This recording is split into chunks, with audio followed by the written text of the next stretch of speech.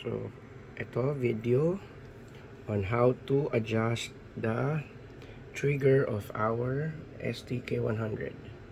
So, kailangan kalas dapat, slide, and frame and the trigger group. So, first one, there are two adjustments for our stock trigger. So, the first one is the slack adjustment. Yan yung distansya no mismong trigger safety sa frame. So makikita nyo, if I will do this, makikita nyo medyo mahaba yan, ganon, bago pumasok si trigger safety. Okay, that's the slack adjustment. Yan yung dip papunta sa wall. Okay, yan yung papunta sa wall. Another adjustment is this, yung may kulay blue, kasi kalalagay ko lang yan. Yan, thread lock yung kulay blue na yan. Yan ay yung over travel adjustment. So pag pinindot mo yung trigger, pag pinon mo yung trigger, siya yung parang pag nag pull ka ng trigger, yan yung sumusobrang pa atras.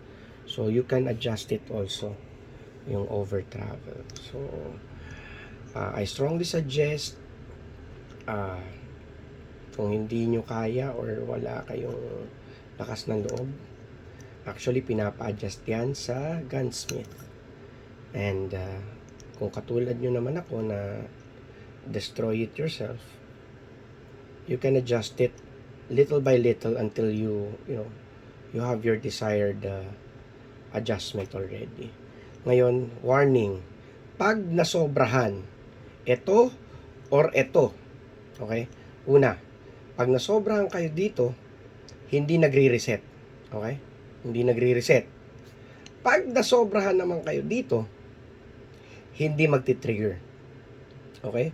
So, may malaking possibility pag nasobrahan kayo dito, mahirapan kayo magtanggal ng slide. Kasi as you can see, ang adjustment, kailangan tanggal, adjust, tanggal, adjust. Okay? So, hindi siya abot ng Allen wrench, Allen keys. So, kailangan siyang tanggalin, adjust, try, tanggalin, adjust, try. So, pag nasobrahan ka rito sa over travel, hindi magti-trigger. Magla-lock yan. Pag nag-lock yan, hindi marirelease to. Pag hindi na-release yan, hindi matatanggal yung slide. So what you will do is to remove the pin, this one, firing pin, tanggal na yan. Okay? So, do it at your own risk. Ako medyo malakas ang loob ko dito dahil malapit lang sa akin ang arms core. Pwede ko sa kanilang pa-repair pag meron nasira. So, ayan. Yan yung kagandahan ng STK. You can adjust your stock trigger. Sa iba, wala. Sa Glock, hindi adjustable yan. You have to buy aftermarket triggers. But for our guns, it's adjustable. Okay? Bye!